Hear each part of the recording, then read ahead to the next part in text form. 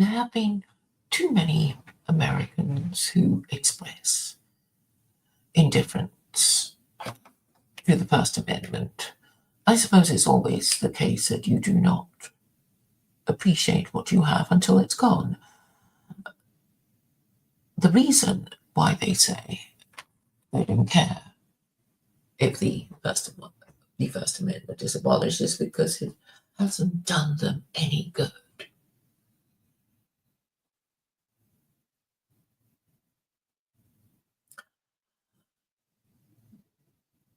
It has done them some good before, but obviously a law is only as good as the people who apply it, interpret it, and enforce it. So, while it is true that a law is no better than the piece of paper it's written on, it is also true that it will have force if it is indeed enforced and there are people prepared to apply it, interpret it, and enforce it. So it requires human agency to do. The problem, therefore, is that being unprincipled, American men don't defend principles. How can you defend principles you don't have? How can you have principles? Well, principles are moral principles, and moral principles come from religion, and therefore moral principles are religious principles. But America doesn't have an official religion. So that's obviously the problem. If America doesn't have an official religion, then how can Americans rally round an idea and defend it? You could say that they could rally around the idea of speaking truth and exercising logic. But exercising logic in doing what? They would all have different belief systems, different ways of doing things, and different standards of morality. And for this reason, it is crucial that Americans at least apply their minds to the idea of having an official moral system that is, in fact, codified. Could the Bill of Rights be called a codified set of principles? I would argue not. For one thing, there are 27 amendments, and they are really constitutional principles rather than moral principles that individual Americans can apply in their lives.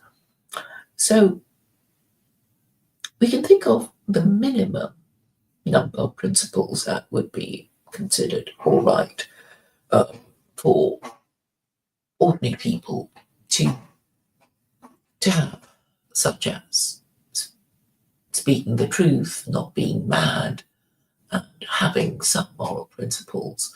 And you could again go back to the idea of being truthful, because of course we can say we are, the most wonderful religious, observant, practicing Jew or Muslim, but in fact be a heretic and blasphemer and would go to hell if the people around us knew exactly what we've been up to. So the idea of speaking the truth is implicit in any claim to moral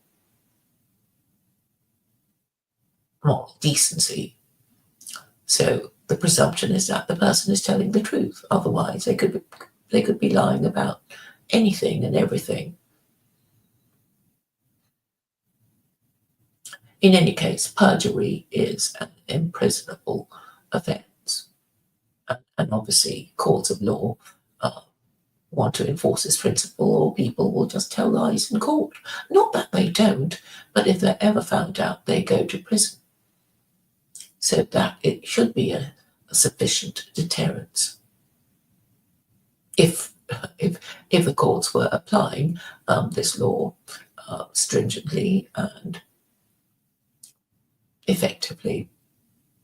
So what is the First Amendment? It is the idea of freedom of belief and the idea that Americans will not have an established religion, because having an established religion means that those who are not part of the established religion will be treated as second-class citizens. And that was difficult even when most people in America were white and Christian, because by the time all these Christians from Europe arrived in America, they were arguing amongst themselves and fighting against each other about what is the right kind of Christianity. So we know from the books of Nathaniel Hawthorne that Quakers and Puritans were fighting each other, and there were dreadful stories of violence, shame, for people who got on the wrong side of people who accused them of heresy. And there were, of course, these Salem witch trials, after which men and women were sentenced to death. In fact, I wrote Vincent Bruno and I generated an AI document on the satirical inability of Christians to even agree amongst themselves what heresy is. Because if you want to go back to the wars of the Reformation, obviously Catholics and Protestants were accusing each other of heresy. So it goes back. And before that, there were, since the Edict of Thessalonica, which made Trinitarianism the only permissible kind of Christianity in the Roman Empire, no other kind of Christianity was allowed. So you already get an idea of how fraught it was for the Roman Empire, who cared nothing at all for human rights, to enforce common values throughout the empire, and they did not succeed. And that is the point. The Roman Empire declined and fell. And according to the British historian Edward Gibbon, who wrote the voluminous Decline and Fall of the Roman Empire, he said Christianity was a problem. He said Christianity led to, I think, a fall in IQ or something. I can find that for you. Some AI summary will be available.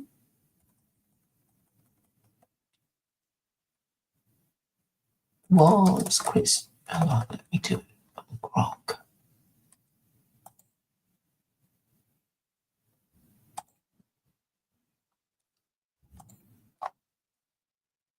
Why did Edward Gibbon say Christianity was the reason for the decline and fall of the Roman Empire?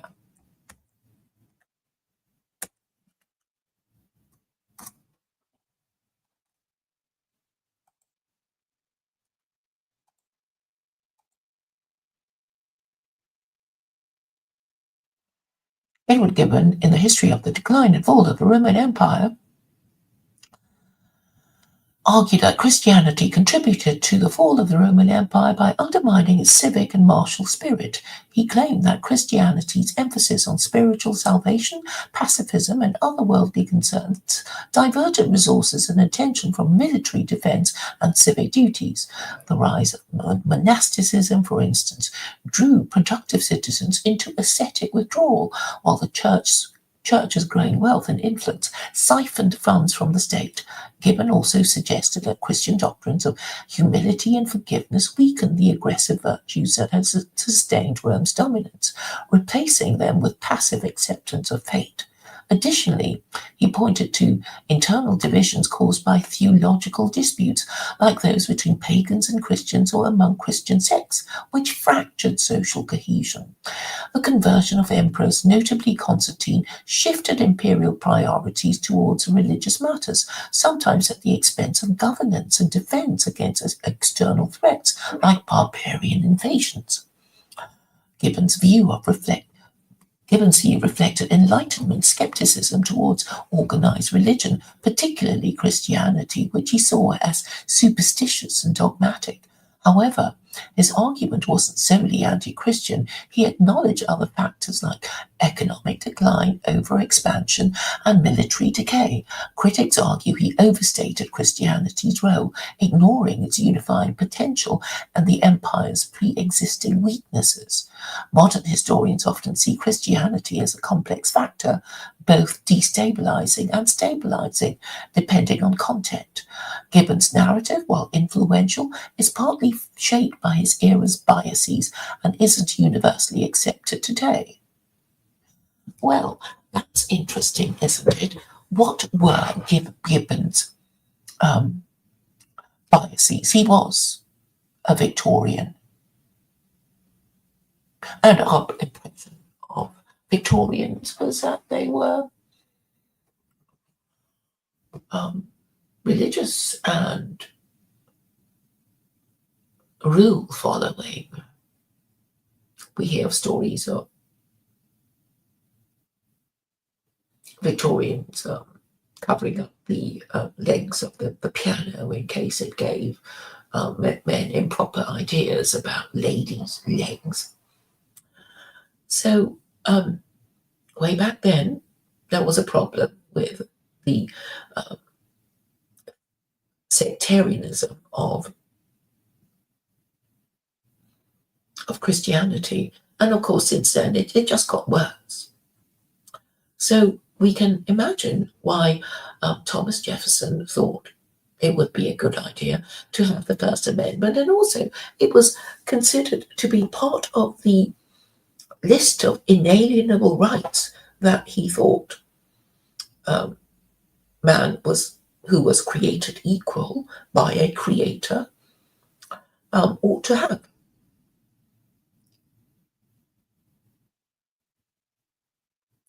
But I know that those who dislike Jews talk about the founding fathers in a way that suggests that they were not quite the revolutionary heroes that they are claimed to be. But then, when people who don't like Jews talk about Masons,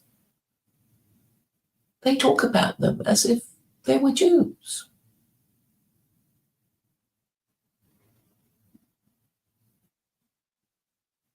Actually, two of the people I have in mind, two of these Americans I have in mind, do not much like Jews and mix with people who do not like Jews.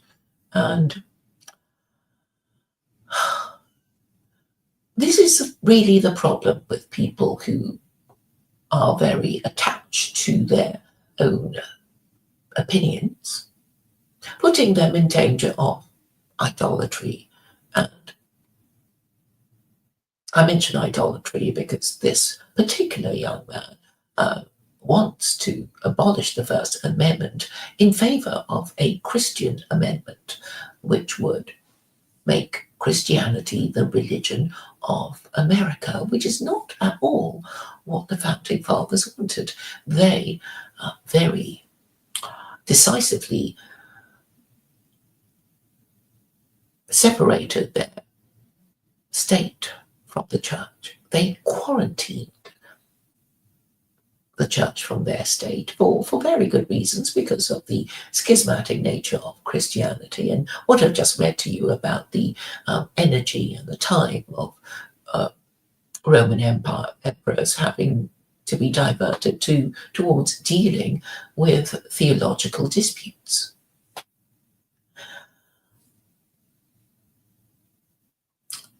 The Roman emperor declined and fell, but some say that it lives on through the Roman Catholic Church.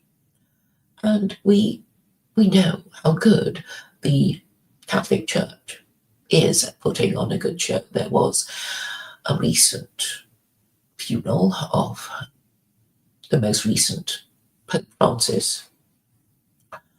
And so we can deduce that this showmanship is very ancient.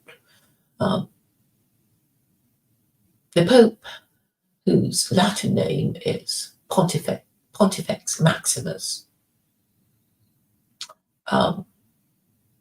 holds a very ancient office, going back to pre-Christian times. Well, it's actually Pontifex at the moment, but it was Pontifex Maximus before Rome Christianized. So this is something to consider. The priesthood, as you can imagine, were good at putting on a show, because they had to put on a show to get the mostly uneducated people to get into the spirit of whatever national festival they were celebrating.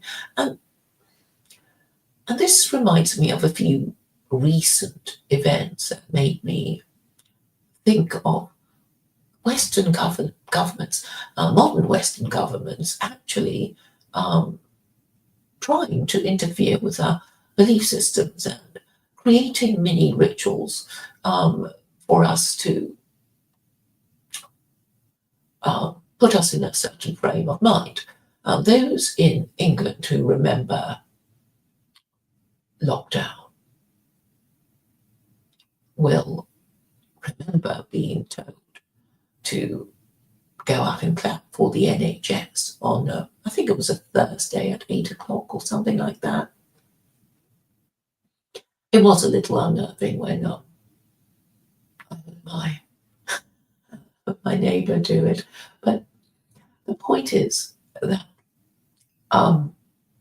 it made me think of another story about clapping and banging pots and pans that the ancient Chinese did during a solar eclipse. So you can see how astrologers or astronomers, who are obviously very clever people, who can deduce the orbits of planets and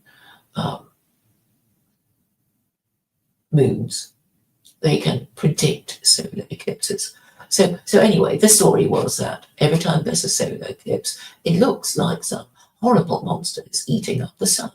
And what the ancient Chinese did, the imperial Chinese did, was to get the people to bang their pots and pans to frighten away the horrible monster that was eating up the sun, which was actually the moon, of course, passing through the sun during the day. Now, why do you think the ancient Chinese imperial government did that? I mean, obviously it predicted the event. That's why, they managed to get round to telling the peasants to, get their pots and pans ready to bang. It was obviously a moment of national unity. They felt that by banging their pots and pans, they made the monster go away, and what they clever and successful, and this myth, this practice brought about a sense of national unity and imperial supremacy, presumably. So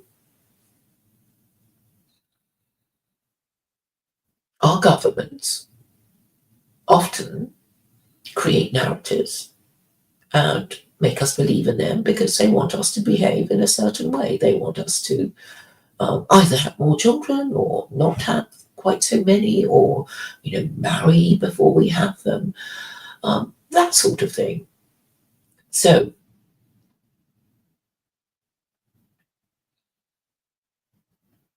obviously Christianity has a whole bunch of stories and practices that include idolatry. Now, what is the harm of idolatry? I keep telling people who are indifferent to my opinion because they don't believe in God.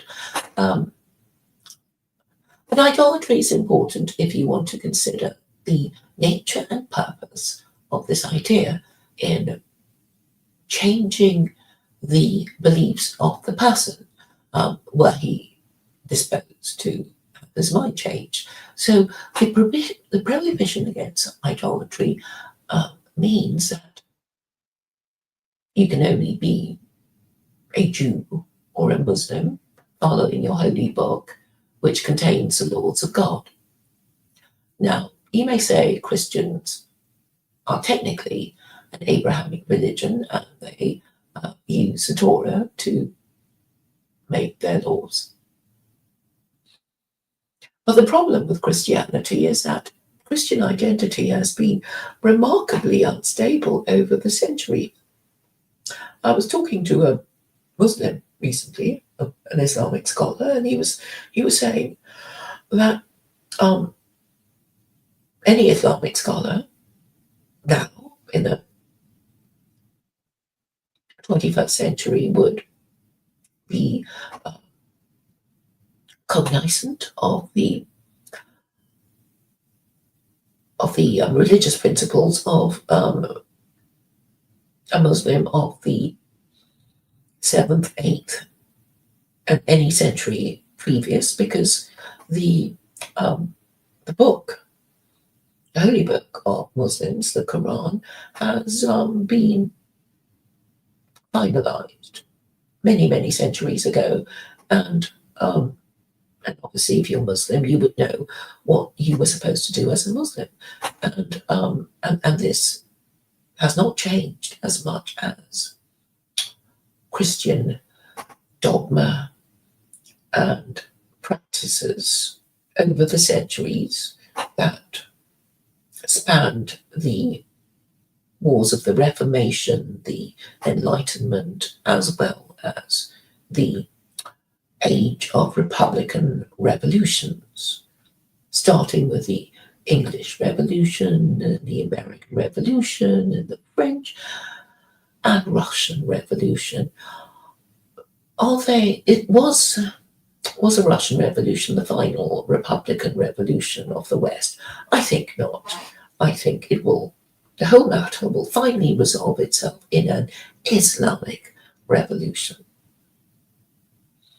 And then, hopefully, the world will be on a more even keel with all the nations of the world following the same book, albeit with different interpretations in law and obviously a different culture because of their different traditions and histories.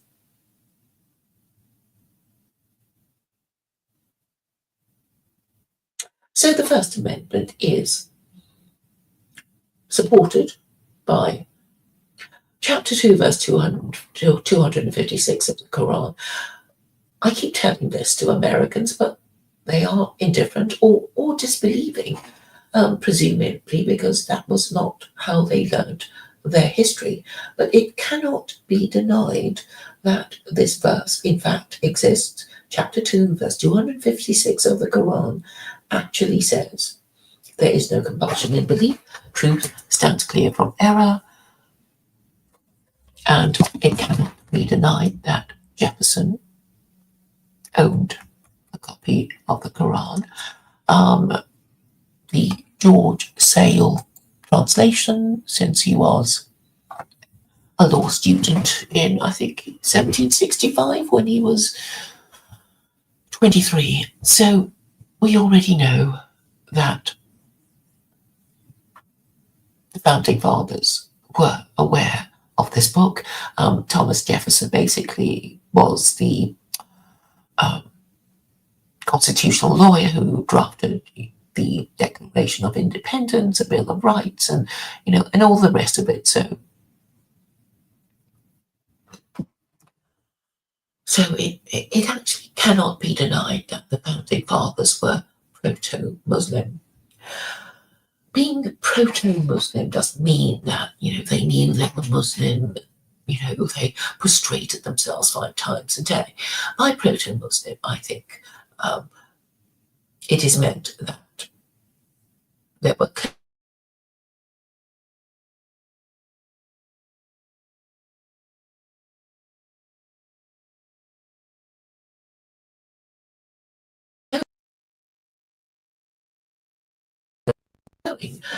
obviously, it has taken Americans a long time to get to where they are now. But it is this time, the time that it has taken Americans to get to where they are now. Where are they now? They are, I think, at the crossroads of a political system. I think they are finally coming to terms with the error of not following Washington's advice in his farewell speech. So Washington warned Americans not to form political parties, and he did warn Americans to quote his exact words. He said, "We must, with caution, indulge the supposition that morality can be maintained without religion." And by this he meant, we Americans, we need an official moral system.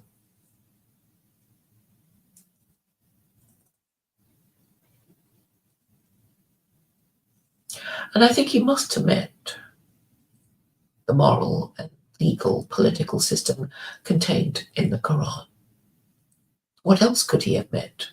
And if he thought Christianity was good enough, there would be all kinds of mention of Christianity and the Trinity and that sort of thing in the public documents of America. But there weren't. And there was also the separation of the church and state, which makes it quite clear the intentions of the founding fathers to distance themselves from the church as an institution. In the Declaration of Independence, there are many clues about what Jefferson thought exactly of the institution of monarchy. He equated it with tyranny. And of course, it was Christianity that protected the divine right of kings. Because if we go back to Constantine, Constantine was an emperor. An emperor is a monarch. Why did Constantine adopt Christianity? Because he wanted a religion that protected him better than the failing Roman imperial cult. It didn't work, but the point was that he tried. Now we can ask ourselves if Constantine would have looked at Christianity twice if the Quran had been around. I think, being a practical man, he would not have looked at the half-baked ideas of Christianity once. He would have adopted Sharia if that had been an option, but it wasn't, because it was only after fell that the Prophet Muhammad was born and the Quran was revealed. We, however, do not have the same excuse of saying that the Quran is not available to us and that Sharia is not an option. Those who say it are only the sufferers of Islamophobia, and therefore their opinions must be dismissed, because if they have a hatred and fear that is in fact irrational, then the more reasonable person ought to win the argument in a rational world. Are we rational? I think not, because we are a matriarchy. But once a patriarchy is restored, then submitting to truth, logic, and morality would be considered a virtue. Currently, we can use truth, we can use logic, we can use moral principles to win the argument, but we would just be called names that end in ist, such as racist or fascist or misogynist or any of those other names that are designed to lower us in status and marginalize us. If we want to live in a rational and honest society that allows us to discuss problems honestly without beating about the bush and being able to say what we mean, then we should prefer patriarchy, because it is only under patriarchy that we get a better class of politician who will govern our society better, protected by the First Amendment, protecting our freedom of expression and belief, to make sound arguments that can be scrutinized without hysterical accusations of being politically incorrect. Now, for those who want to go straight back to Christianity, there are too many of them. But you see, Christianity is not even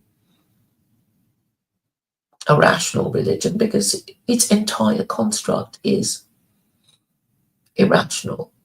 So those who blindly want to hold on to Christianity because they hate Jews and hate Muslims for irrational reasons, they are in fact worshipping a Jew as the co-equal of the supreme and eternal Abrahamic God. Now, how can the creator of a universe be a man?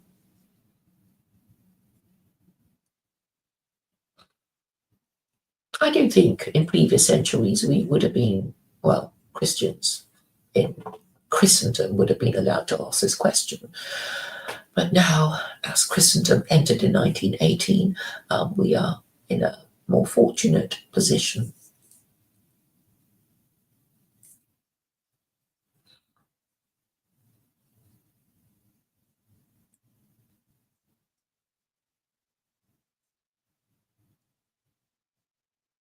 Am I proposing that America becomes Islamic? No, actually, I am not. I am saying that adopting secular Quranism as a legal system, they can still say that they do not have an established religion. And if that position is very important to them, then they have the advantage of saying secular Quranism is only a legal system that will uncompromisingly protect their First Amendment rights, which is really what made America great. So for this young man, let us call him John, to want to give up the First Amendment in favor of a Christian amendment, he will be creating a society where blasphemy laws will become the rule.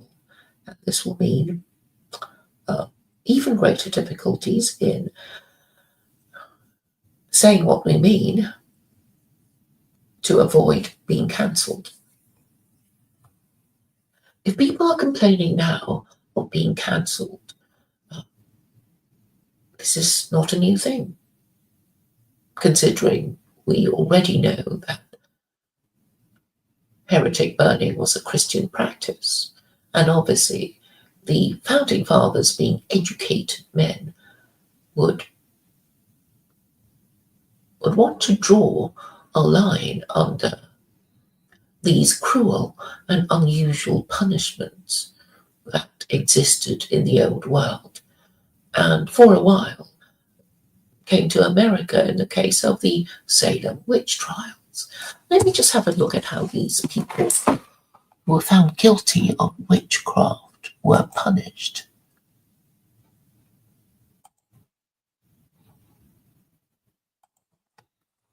How were the accused in the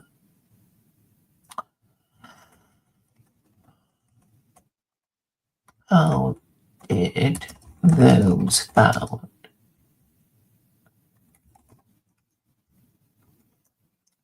how were those found guilty in the Salem witch trials punished?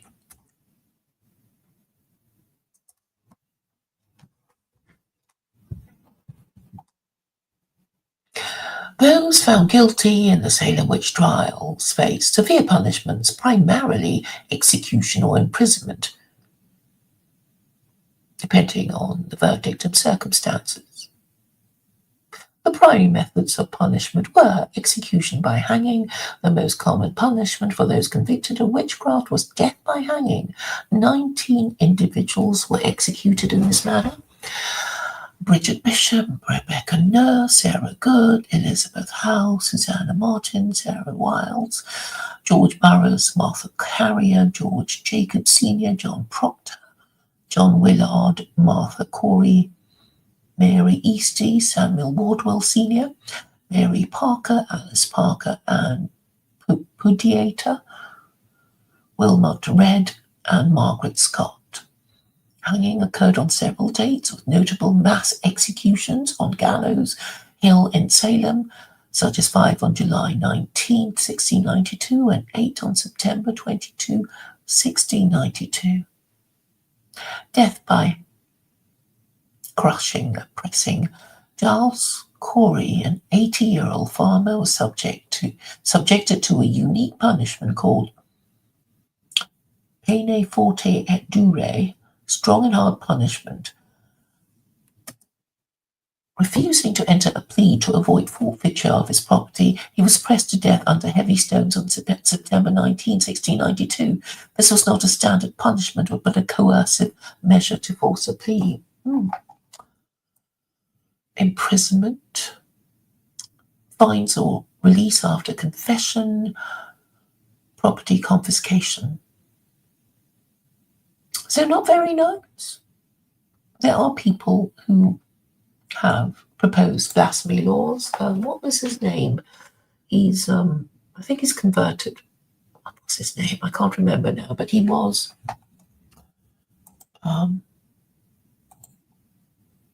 he's British. He was, it's annoying I can't remember his name. Anglican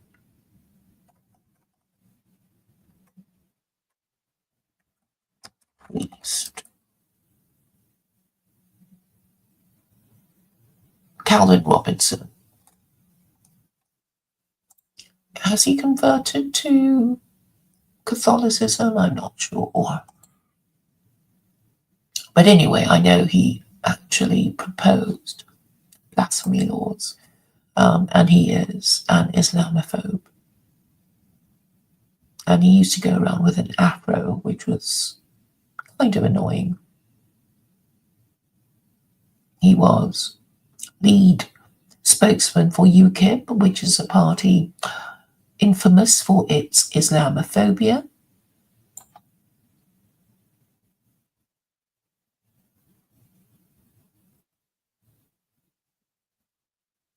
So he's left the Church of England for the Free Church of England. I don't know what that is. I guess it's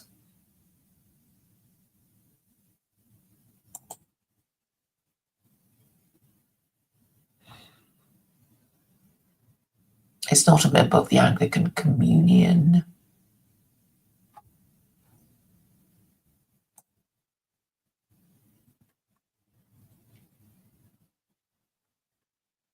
But anyway, he's a known Islamophobe. And he wants blasphemy laws. And I know it'll be very surprising for many of you to learn that it is the Quran that protects you from blasphemy laws. But sadly for Muslims, they have corrupted and distorted their own Quranic principles, I guess. Monarchs, caliphs, who were in fact absolute monarchs, use the Quran to extend their power and obviously control the interpretation of it. And the consequence was that they became corrupt and then weak and eventually had to go.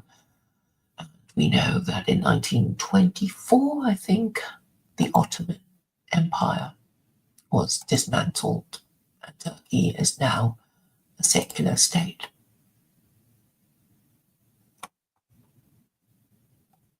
But the First Amendment is really the most important Western liberty of all. And if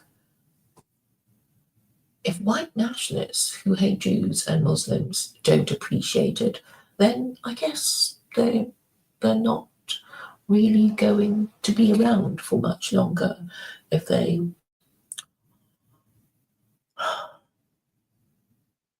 so blindly want to hold on to Christianity as sufferers of Stockholm Syndrome. I think the problem with John is that he has allowed his feelings of hatred of Jews and Muslims to prevent him from recognizing truth and using logic.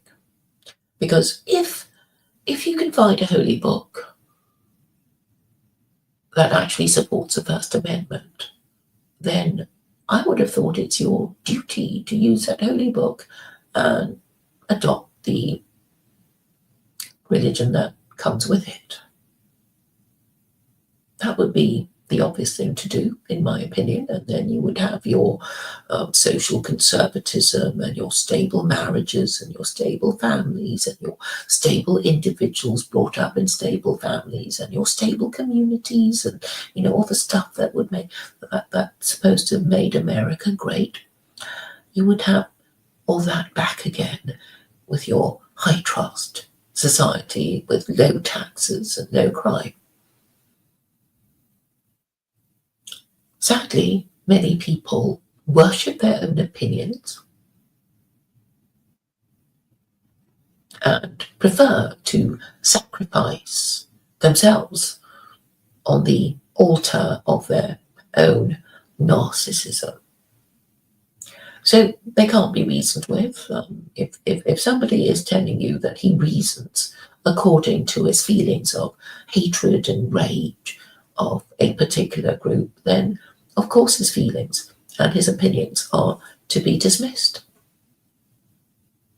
Humans are supposed to be better than, well, non-human animals who only hate and fear and feel but do not reason.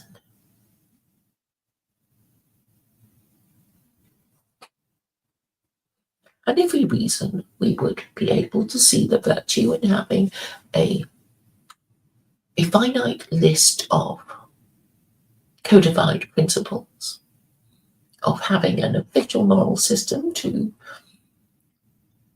strengthen the rule of law and bring about a better government than what we currently have. I talk about restoring the patriarchy simply because it is only under patriarchy that we will have the hierarchy necessary to get things done. Currently, I have no idea who's in charge. I have no idea who to go to about. I think what I'm saying is of enormous importance to the running of the West. If you think of the West as the Western Empire, but I really can't find anyone in charge prepared to give his real name, who knows anyone to pass a message up to. I really do not know anyone in charge. Um, it, do I even know, in theory, who might actually be in charge? I'm afraid I don't. Could it be the CIA? Or the president himself? Or some gatekeeper to Trump? I really have no idea. And it is important to know how these things work, but I'm afraid I don't know, and I'm sure many other people do not know either. But if we did have a hierarchy under patriarchy, we would. It would be clear. It would be transparent instead of opaque and confusing.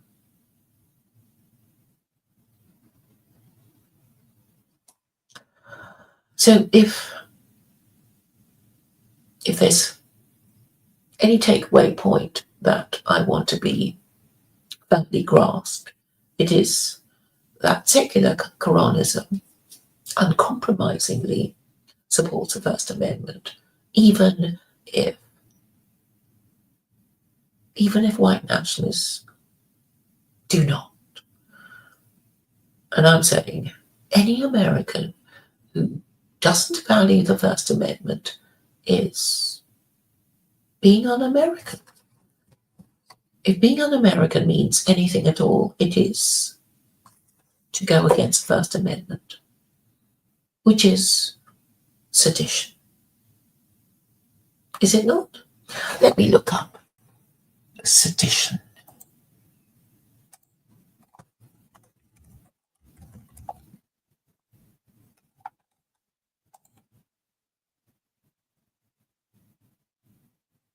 Conduct or speech inciting people to rebel against the authority of a state or monarch.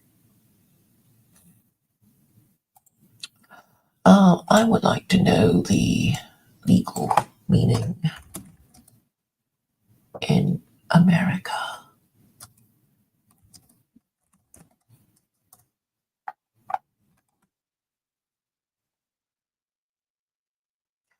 While sedition is not explicitly defined in the US Constitution, it is illegal under federal law. First Amendment protects free speech, but that protection is not absolute. Seditious speech is generally defined as speech that incites or promotes the overthrow of the government, but to be punishable, it must be directed to inciting or producing imminent lawless action to be likely to produce such action. Well, I would say sedition is proposing the abolition of the First Amendment. I would have thought.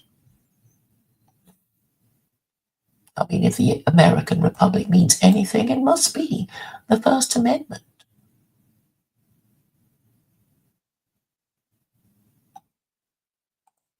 So I hope I will hear nothing more about Americans wanting to abolish the First Amendment, which is, well, sacred to the idea of a constitutional republic, and sacred to non-Americans, even if so many Americans no longer appreciate it.